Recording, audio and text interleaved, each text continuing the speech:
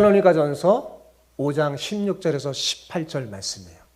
자, 같이 한번 우리 한 목소리로 읽어봅시다. 시작. 항상 기뻐하라. 쉬지 말고 기도하라. 범사에 감사하라. 이것이 그리스도 예수 안에서 너희를 향하신 하나님의 뜻이니라. 아멘. 기독교는 매년 4대 절기를 지키죠. 예. 즉 부활절, 맥주감사절, 추수감사절, 성탄절을 지킵니다. 자, 부활절과 성탄절은 하나님이신 예수님이 이 땅에 오셔서 우리를 위해 죽으시고 부활하신 복음의 핵심을 담고 있는 절기이기에 우리가 매년 이를 기념하여 지키는 것은 너무나 당연합니다. 자, 그런데 그 사이에 왜 맥주감사절과 추수감사절이 있는 걸까요? 두 절기의 공통점이 뭐예요? 대답해 주세요. 공통점이 뭐예요? 감사라는 거잖아요. 왜 이 감사절기가 이 두 중요한 부활절과 성탄절 사이에 있는 걸까요? 여러분, 그것은 하나님께서 우리에게 베풀어 주시는 그 크신 은혜에 우리가 할 수 있는 유일한 것이 사실은 감사이기 때문에 그렇습니다.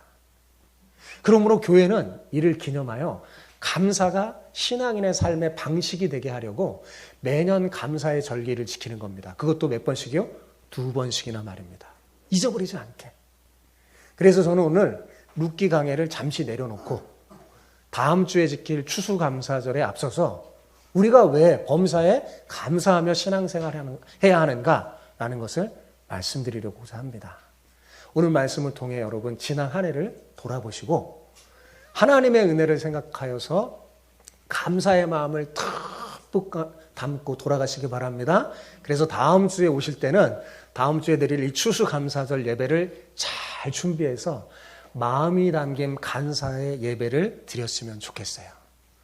1년에 한 번 드리는 이 추수감사절에 여러분 준비하셔서 뭐 하냐면 한 주간 동안에 지난 한 해를 돌아보는 거예요.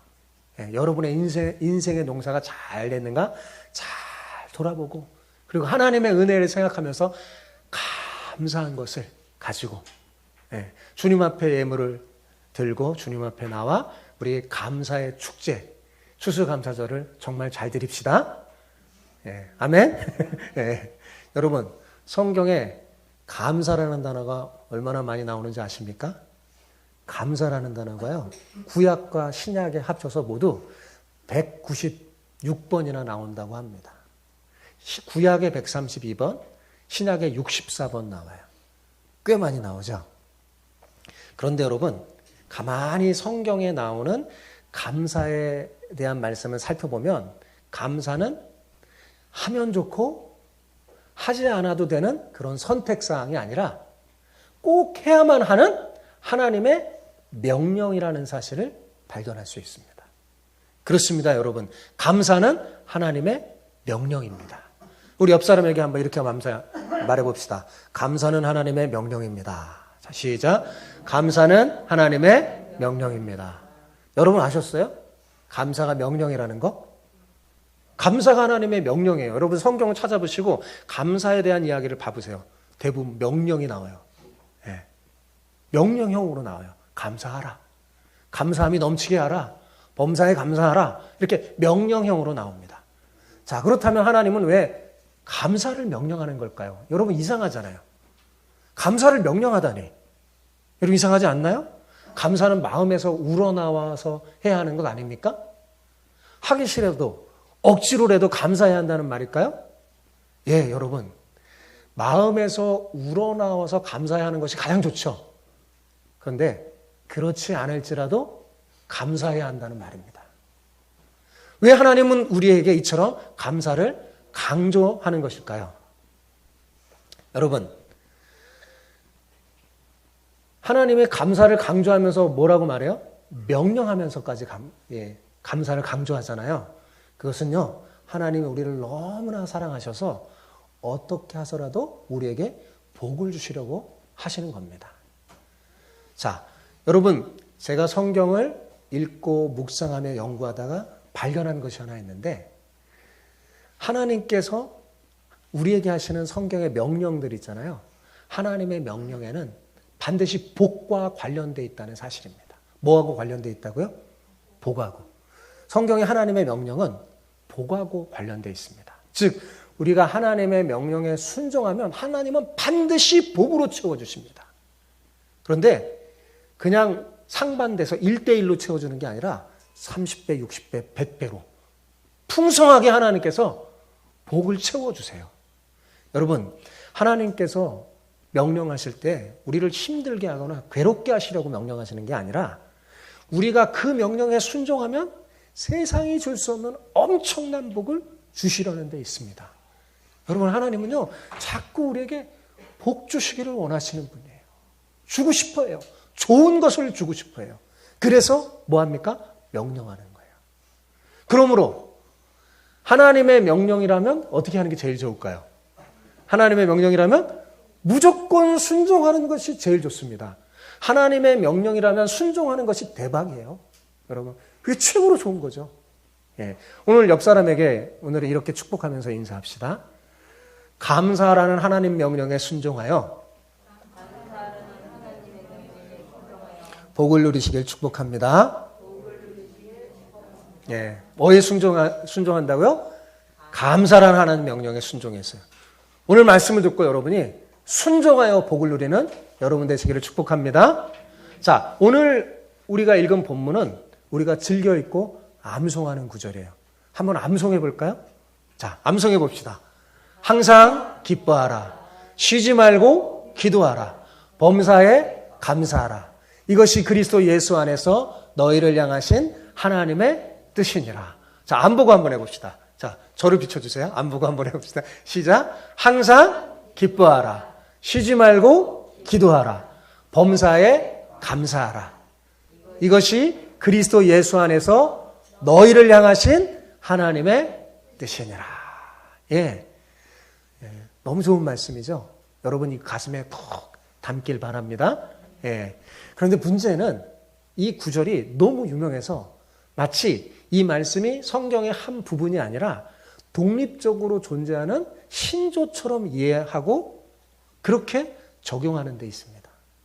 여러분, 분명히 이 말씀은 바울이 데살로니가 교회 성도들에게 보낸 첫 번째 편지의 내용의 일부분이고 그 편지의 일부분으로 써진 것인데 우리는 그 상황을 배제하고 이 말씀을 읽는 경우가 많습니다.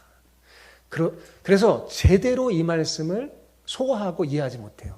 이 말씀을 올바르게 이해하려면 데살로니가 교회의 상황, 그 데살로니가 전서의 상황을 연관해서 읽어야 합니다. 그럼 데살로니가 교회를 우리가 어떻게 할까요? 데살로니가 전서의 상황을 어떻게 할까요? 데살로니가 전서를 읽어보면 알 수 있는데 그거보다 사도행전 17장에 보면 더 잘 알 수 있어요. 사도행전 17장을 보면 데살로니가 교회가 어떻게 설립되었는지 나옵니다. 그 역사가 나와요. 바울이 이른바 제2차 전도 여행 때 유럽에 첫 번째 발을 내디딘 후에 빌립보에 갇혀서 굉장히 큰 어려움을 겪게 됩니다. 하지만 이 바울은 그런 어려움에도 불구하고 선교를 중단하지 않고 유럽 더 깊숙이 어디까지 들어갔냐? 데살로니가까지 들어갔습니다. 이런 바울의 열정적인 전도로 예수님을 믿는 사람이 많이 생겼어요. 그래서 데살로니가에 뭐가 생겼을까요? 교회가 생긴 거예요. 네. 그런데 유대인들이 이것을 시기해서 당시 복음을 받아들였던 야손이라는 사람을 잡아가 갖고 로마 황제 가이사를 반역했다고 죄인으로 몰아붙였어요. 다행히 보석금을 내고 야손은 풀려났지만 이로 인해서 바울은요 엄청난 박해를 받습니다. 그래서 바울은 도망 다녀야 했어요. 그래서 데살로니가를 피해서 이웃 도시인 베레아로 피신했고 나중에는 아덴을 거쳐서 고린도에 머물고 있었습니다. 이 고린도에 머물고 있던 바울이 데살로니가 교회 성도들이 걱정이 됐어요. 어떻게 잘 지내고 있는가? 본인이 전도해서 교회가 세워졌는데 자기는 이렇게 핍박가서 도망가니까 걱정이 되겠어요? 안 되겠어요? 되겠죠. 그래서 자신의 제자 디모데를 보내요. 데살로니가 교회 성도들을 위로하고 써준 자신의 말을 전하게 해서 그들을 믿음을 굳건하게 하도록 했습니다. 이렇게 디모데는 사명을 가지고 데살로니가 교회에 방문해서 그 성도들에게 바울의 말을 전하면서 그들을 위로했으며 그들의 상황을 바울에게 보고했어요.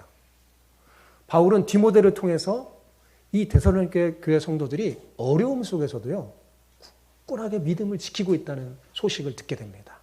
핍박을 받는데 믿음을 저버리지 않고 굳건하게 믿음을 지킨다는 말을 듣고 감사하면서 데살로니가 교회를 칭찬하고 위로하면서 계속해서 신앙생활을 잘하라는 그 내용의 편지를 보내는데 그것이 바로 데살로니가 전서이고 본문은 여기에 속해 있는 겁니다. 아시겠어요? 네, 그런 내용이에요.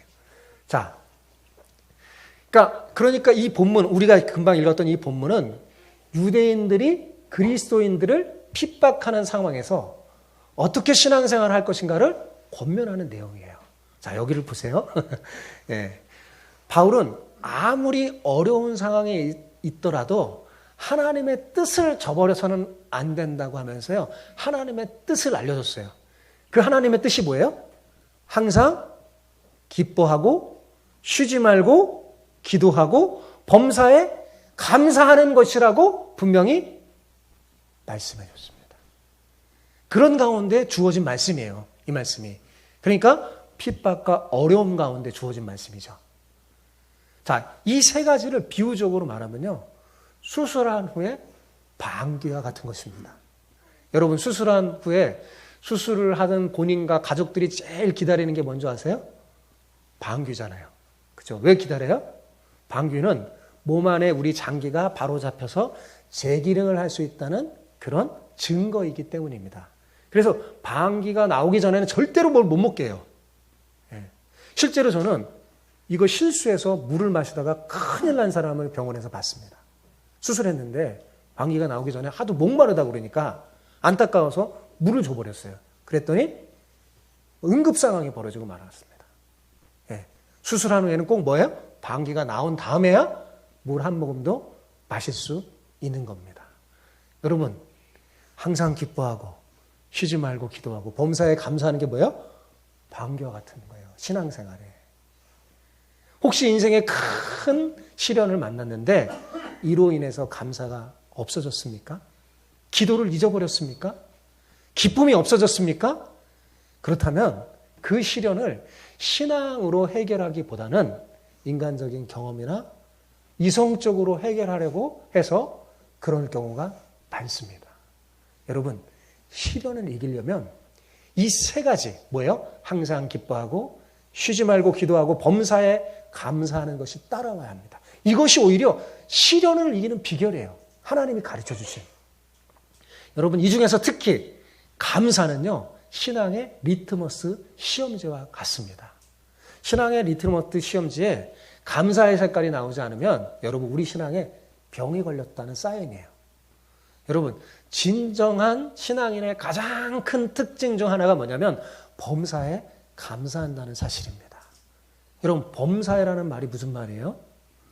좋은 때든 나쁜 때든 상관없이 어떤 형편에 있든지 그런 말이잖아요.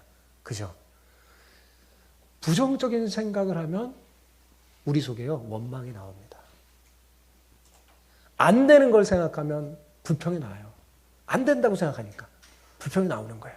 그런데 어떤 형편이든지 부정적인 생각을 버리고 긍정적인 생각을 하면 감사가 나옵니다. 사랑하는 성도 여러분, 안 되는 것만 생각하지 마시고 되는 것을 생각하시기 바랍니다. 여러분, 시련만 생각하지 마시고 시련 속에 숨겨진 보물을 생각해 보세요. 그러면 금방 감사가 터져 나올 수 있습니다. 위 대륙을 발견한 청교도들이 처음에 굉장히 힘든 상황을 겪습니다. 그래서 부정적인 생각을 할 수밖에 없는 그 상황 속에서도 그래도 청교도들은 믿음이 있잖아요. 믿음으로 하나님의 명령을 순종해서 감사했어요. 힘든 상황에서도, 부정적인 상황에서도 감사했더니 그 결과 하나님의 놀라운 복을 누릴 수 있었던 겁니다. 여러분 추수감사절은 바로 이 청교도들에게서 비롯된 절기예요. 1620년 영국에서 신앙의 박해를 피해서 102명의 청교도가 메이플라워를 타고 신대륙 미국을 발견하고 거기에서 살게 됩니다. 그들은 굉장히 초창기에 어려움을 겪고 막 슬픈 일이 너무 많았어요. 많은 사람이 죽었으니까요. 근데도 그 어려움 속에서도 그들은 감사를 잃지 않았어요. 신앙을 잃지 않았어요. 그래서 겨우 하나님께서 수확하게 해주셨거든요. 그 첫 번째 수확하신 하나님의 은혜를 감사하면서 인디안들을 초청해서 파티하고 하나님 앞에 감사 예배를 드렸습니다. 이것이 추수감사절의 유래예요. 청교도들에게서 시작된 이 추수감사절이 오늘날 전 세계 모든 교회의 절기가 된 것은 그들의 믿음과 정신이 매우 본받을 만한 것이기 때문이었습니다. 그리고 서두에서 제가 말했듯이 하나님의 그 크신 은혜에 사실 우리가 반응할 수 있는 유일한 것은 감사밖에 없어요. 그래서 감사는 우리 신앙생활의 삶의 방식이 돼야 됩니다. 그래서 교회는 감사절기를 뭐예요? 매년 2번 지난다고 그랬죠. 그러니까 추수감사절은 본래 무엇이 잘된 상황에서 감사한 게 아니라 여러 환난과 어려움 속에서도 신앙을 지키고 살아남을 수 있는 것에 대한 감사였어요. 혹시 여러분 부정적인 생각에 사로잡혀 있다면 청교도들처럼 부정을 긍정으로 바꿔보십시오. 부정을 긍정으로 바꾸면 감사가 터져나와요. 여러분 부정을 긍정으로 바꿨던 대표적인 사람이 있는데 주는 나의 피난처라는 책으로 유명한 기독교 여성 지도자 코리 텐분 여사가 그렇습니다. 여러분 인터넷에서 한번 이 사람에 대해서 잘 모르면 검색해 보세요. 이 사람의 간증 들으면 눈물이 납니다. 이분은 네덜란드 사람인데 유태인들을 숨겨줬다는 이유로 독일군에게 잡혀갑니다. 이 사람의 언니, 이 사람의 가족 자체가 아주 신앙 가족이에요. 언니도 신앙이 좋았는데 베스라는 언니와 함께 독일에서 가장 험악한 라벤스부르크라는 감옥에 이송되게 됐어요. 그곳에서 아주 처참한 감옥 생활을 합니다. 굶주림과 독일 병사의 만행에 날 시달렸어요. 더군다나 이들이 이제 어떠한 감방에 갔는데 그 감방은 어떤 감방보다도 벼룩이 득실거려서 견디기 힘든 곳이었어요. 너무나 막 가뜩이나 춥고 굶주리고 힘든데 벼룩이 득그렀는데 이 코리 텐분은 가장 싫어하는 게 있었어요. 그게 뭐냐면 벌레였어요. 벌레 알러지 반응이 일어날 정도로 싫어하는 사람이에요. 근데 자기 감옥이 견디기도 힘든데 그냥 벼룩으로 득그러니까 얼마나 힘들었겠어요. 그래서 하나님 왜 내게 이럽니까? 왜 벼룩이 이렇게 많습니까? 라고 부정적인 만한 그 생각을 할 만한 그런 형편이었죠. 그리고 정말 부정적인 생각이 싹 스물어 자기에게 왔는데 다음날 아침 이 자매들은 감옥 속에서 항상 했던 게 있어요. 성경을 계속해서 읽는 거예요. 그중에서 다음에 읽었던 성경 본문이 뭐였냐면 데살로니가전서 5장 16절에서 18절. 우리 오늘 읽었던 이 말씀이었어요. 항상 기뻐하라. 항상 기뻐하라. 쉬지 말고 기도하라. 범사에 감사하라. 이 말씀을 언니와 함께 읽게 된 거예요. 그랬더니 그 언니가 동생 코리에게 야, 이 성경에 이렇게 쓰여 있잖아. 하나님의 명령이네. 자, 우리 감옥에서도 모든 부분에 대해서 감사하자. 우리 하나님께 감사하자라고 권면했어요. 그래서 코리가 처음에는 언니 벼룩들에 대해서도 감사하단 말이야? 하고 항의했지만 나중에 언니의 권면을 듣고 정말 감사하기로 했어요. 감사해버렸습니다. 근데 얼마 후에 이 코리아 배 씨는 놀라운 사실을 발견하게 됐습니다. 감옥에서 몇 개월 지나는 동안 이 간수들이 와보지를 않는 거예요. 이들이 감옥에서 몰래 성경 공부, 기도회를 했거든요. 근데 성경 공부, 기도회를 간섭하지 않는 겁니다. 간수들이 왜 그 감방에 찾아가지 않았을까요? 이유가 있죠. 뭐예요? 벼룩들을 떼어놨어요. 이들도 벼룩이 들끓는 그 감방에는 발을 들여놓기조차 싫었던 겁니다. 그러니까 이 코리가 벼룩들에 대해서 긍정적으로 감사하니까 벼룩을 통해서도 기묘하게 일하시는 하나님의 놀라운 은혜를 발견하게 된 겁니다. 감방의 벼룩들이요, 성경 공부와 기도회를 방해하는 간수들을 막아준 1급 보초병이 된 거죠. 사랑하는 성도 여러분, 행복해서 감사하는 게 아닙니다. 감사하면 행복해집니다. 감사가 커지면 행복도 커져요. 성공할 때 감사하잖아요, 여러분. 내가 일이 잘 풀리고 성공할 때 감사하잖아요. 교만해지지 않습니다. 감사하지 않아서 교만해지는 거예요. 성공할 때 하나님 앞에 그 영광을 돌리고 감사하면 교만해지지 않고, 실패할 때도 감사하면, 여러분 실패할 때도 감사해야 돼요. 범사에 감사라고 그랬잖아요. 그죠? 그럼 실패할 때가 그 범사에 포함될까요? 안 포함될까요? 포함되죠? 네.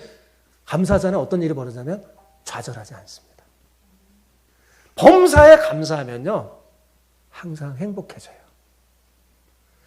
여러분, SK 브랜드 관리실이 최근에 재미난 설문조사를 했습니다.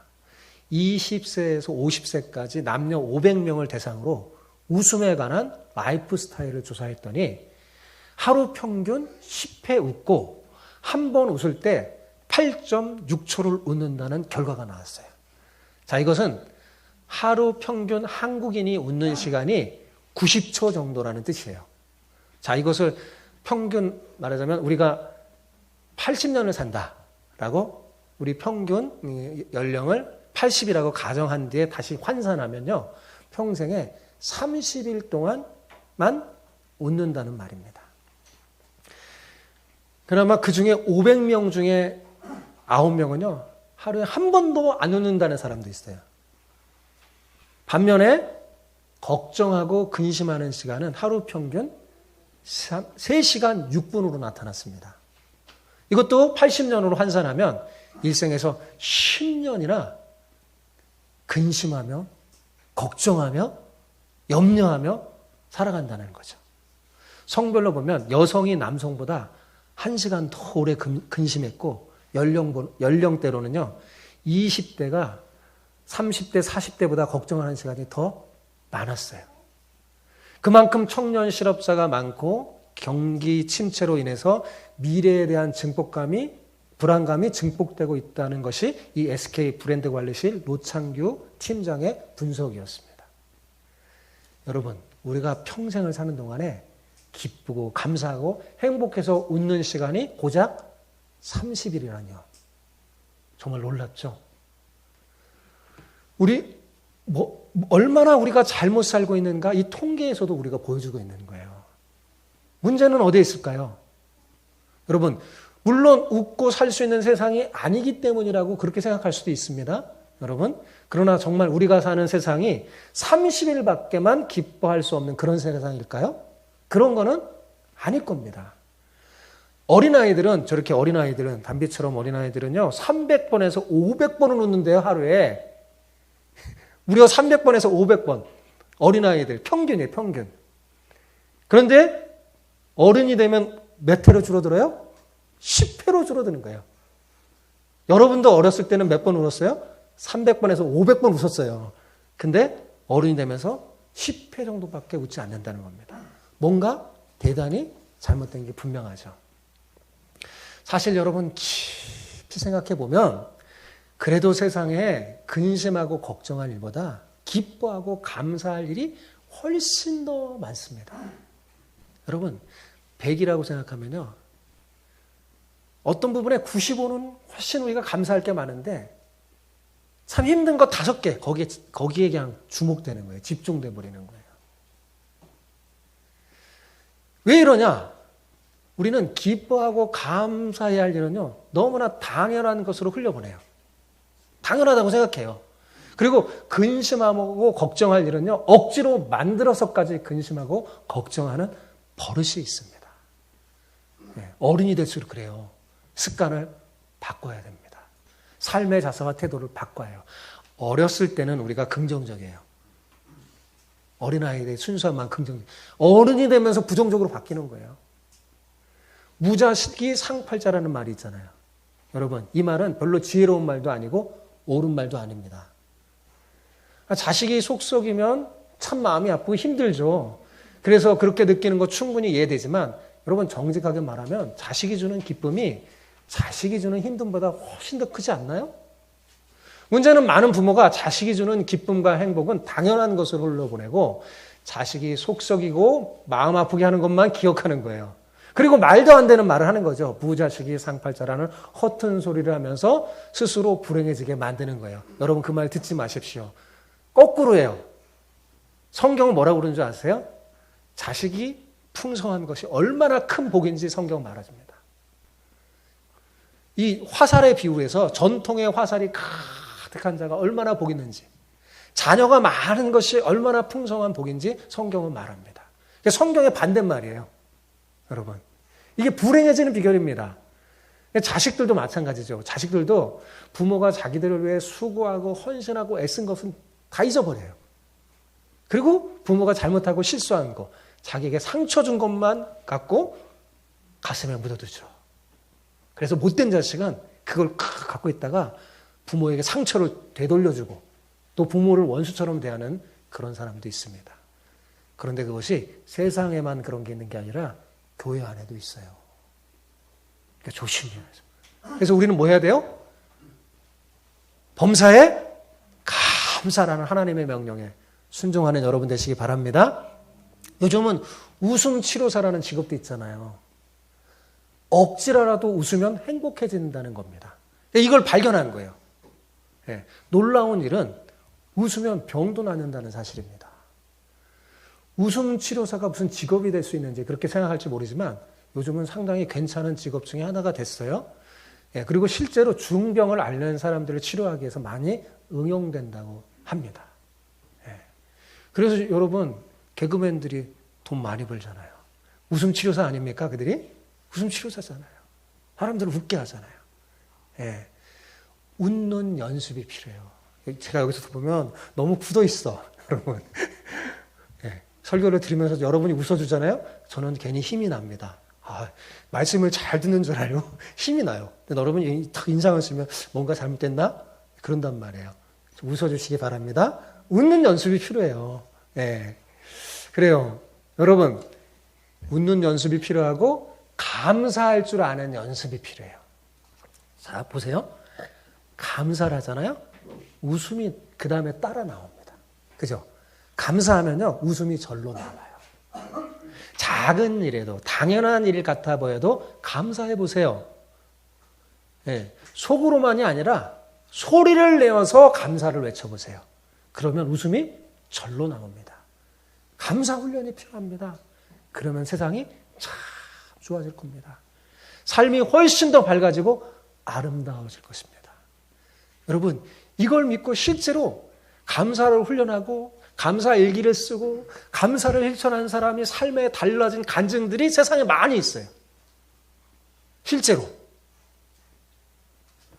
6살짜리 아이가 이웃집 점심 식사에 초대됐어요.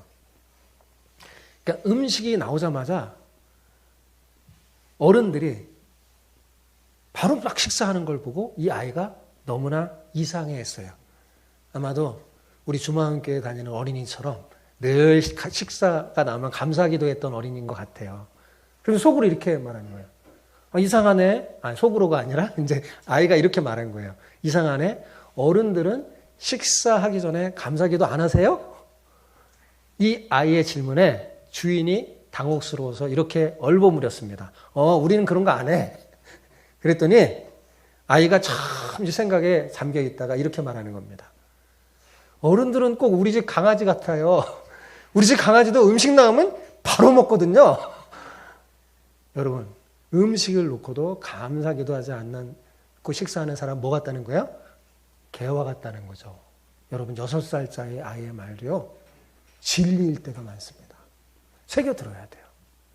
사랑하는 성도 여러분, 머리가 터질 듯이 아픈 만큼 삶이 힘들어질 때가 있습니다. 저 역시 그럴 때가 있었습니다. 그럼에도 불구하고 감사한 것은 제가 불안해하지 않았다는 것입니다. 그 이유는 하나님을 믿는 믿음 때문이었습니다. 하나님께서 내게 주신 은혜가 지금 당하는 어려움과 고통보다 비교할 수 없을 만큼 크다는 믿음 때문이었어요. 힘들고 어려움을 당할 때는요, 저는 일부러 하나님께 받은 그 은혜와 축복을 기억합니다. 억지로라도 생각합니다. 그러면 인정할 수밖에 없어요. 고난보다 하나님이 내게 주신 은혜가 더 크다는 것을 인정하며 감사할 수밖에 없습니다.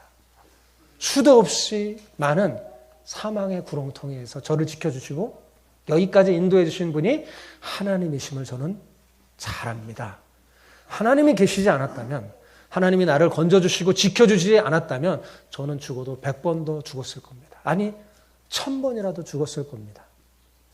근데 100번과 1000번을 죽는 자리에서 죽지 않았다면 앞으로 더 몇 번 당할 수 있는 그런 고난의 자리에도 저는 죽지 않을 겁니다.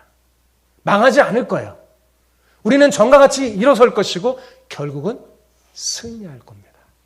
왜냐하면 여러분은 하나님의 자녀이기 때문이죠. 하나님의 손이 여러분을 붙잡고 계세요.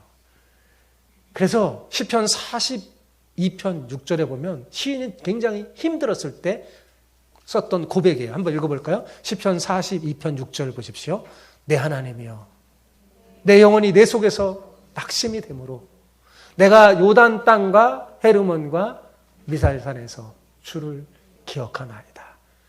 40편 11절도 읽어봅시다. 시작. 내 영혼아, 내가 어찌하여 낙심하며 어찌하여 내 속에서 불안해하는가? 너는 하나님께 소망을 두라.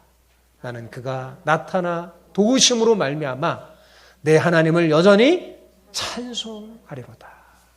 사랑하는 성도 여러분, 낙심이 될 때 하나님을 기억해야 합니다. 특히 하나님의 은혜를 기억해야 합니다. 낙심이 될 때는 오히려 힘들어도 하나님의 은혜를 기억하고 오히려 찬송하고 감사해야 돼요.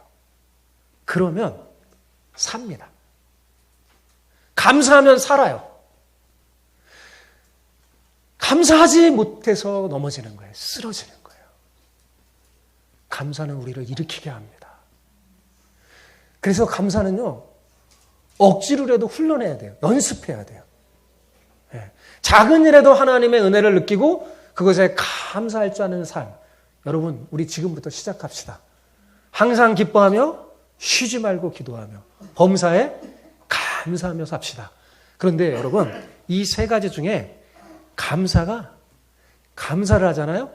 앞에 부분이 지켜져요. 감사하면 기뻐져요. 그리고 감사하는 사람은요, 수많은 그 하나님 주시는 은혜가 기억나서요, 하나님 앞에 기도하게 됩니다. 더 큰 은혜를 구하게 되죠. 자, 항상 기뻐하며 쉬지 말고 기도하고 범사에 감사하며 삽시다. 그것이 그리스도 예수 안에서 우리를 향하신 하나님의 뜻이며 바른 믿음입니다. 여러분, 어떤 사람이 죽어서 천국에 가보니까 천사들이 뭘 열심히 포장하고 있더랍니다. 그래서 궁금하잖아요. 천사들이 뭘 포장하는 걸까? 뭘 그렇게 포장하세요? 라고 물으니까 사람들에게 줄 복을 포장하고 있다고 하더랍니다. 복이 사람들에게 잘 전해지도록 포장해서 지금 보내는 것이라고 했어요. 그런데 깜짝 놀란 것은 포장하는 그 포장지를 보니까 고난이라고 적혀 있는 거예요. 포장지가 뭐예요? 고난이라고 적혀 있는 거예요. 그래서 왜 하필이면 고난이라는 포장지를 사용하느냐고 물으니까 이 고난은 단단해서 내용물을 파손하지 않고 잘 벗겨지지 않으니까 포장용으로는 제격이라는 거예요. 포장이 중요하잖아요. 포장이 잘 벗겨지고 틀어지면 내용물이 상하잖아요. 고난은 아주 단단해서 아주 포장용으로는 천국에서는 제격이랍니다. 그러면서 천사가 하는 말이, 그런데 사람들이 고난이라는 껍데기만 보고 그 안에 복이 들어있는 줄도 모르고 아이고 무섭다 하고 받지 않거나 피해버리거나 받아놓고도 껍질을 벗기고 그 안에 들어갈 복을 꺼낼 생각을 하지 않고 고난을 그냥 붙잡고 막 어쩔 줄 몰라 한다는 거예요. 벗기면 되는데 안 벗기고 막 하는 거예요. 그래서 이 사람이 물었어요. 그러면 어떻게 벗기는 거냐? 그 포장지를 어떻게 벗기는 거냐 물으니까 고난이라는 포장지를 벗기고 복을 꺼낼 열쇠가 있는데 짐작 가시죠? 그게 뭐예요? 감사라는 거예요. 감사예요. 감사가 그 고난이라는 포장지를 벗겨내는 거라는 겁니다. 여러분, 고난을 무서워하거나 피하려 하지 말고 오히려 감사하면서 받으면요, 그 고난이라는 포장지가 쭉 벗겨지는 거예요. 뭐 하면요? 감사하면 딱 벗겨져서요, 그 속에 들어있는 복을 발견할 수 있게 된다는 겁니다. 그런데 사람들이 고난으로 포장된 선물을 받으면 감사하기보다는 뭐 할까요? 불평을 해요. 근데 놀라운 사실은 고난이라는 포장지를 불평하면 어떻게 될까요? 껍질이 더 단단해지는 특징이 있대요. 막 고난받으냐고 불평하고 원망하면 껍질이 더 단단해지는 바람에 그 안에 있는 복이 세상에 나아보지도 못하고 있는 경우가 너무나 많대요. 그래서 천사들도 속상하대요. 사랑하는 성도 여러분, 좋을 때 감사하는 것은 누구나 할 수 있습니다. 그런데 어려울 때, 힘들 때 감사하는 것은 누구나 할 수 없어요. 믿음이 있는 사람만 할 수 있습니다. 감사를 명령하신 그 하나님을 믿고 신뢰하고 지금 비록 힘들고 어렵더라도 감사라는 열쇠를 사용해 보세요. 여러분, 그러면 지금 여러분에게 당하는 엄청난 그 고난의 껍질이 여러분이 감사하는 순간에 뭐요? 벗겨집니다. 하나님께서는 그래서 그 안에 숨겨주신 우리가 복을 발견하기를 하나님은 원하시는 거예요. 하나님께서 왜 감사를 명령하시냐? 여러분, 하나님이 감사를 명령하는 건 뭐냐면 제발 얘들아, 그 감사의 열쇠를 사용해서 내가 너네들에게 주려고 하는 그 복을 발견해서 누려라. 하나님이 그러시는 거예요. 아무쪼록 사랑하는 성도 여러분, 여러분 모두 범사에 감사하라는 하나님의 명령에 순종해서 하나님이 예비하신 복을 풍성히 누리기를 축복합니다. 아멘. 예. 예. 오늘 설교들은 이 말씀을 한 주간 많이 묵상하고 다음 주에 추수감사절 때 여러분 1년 동안 여러분의 신앙의 농사를 감사한 마음을 듬뿍 담아서 우리 그 어느 때보다 멋진 추수감사절 예배를 드립시다.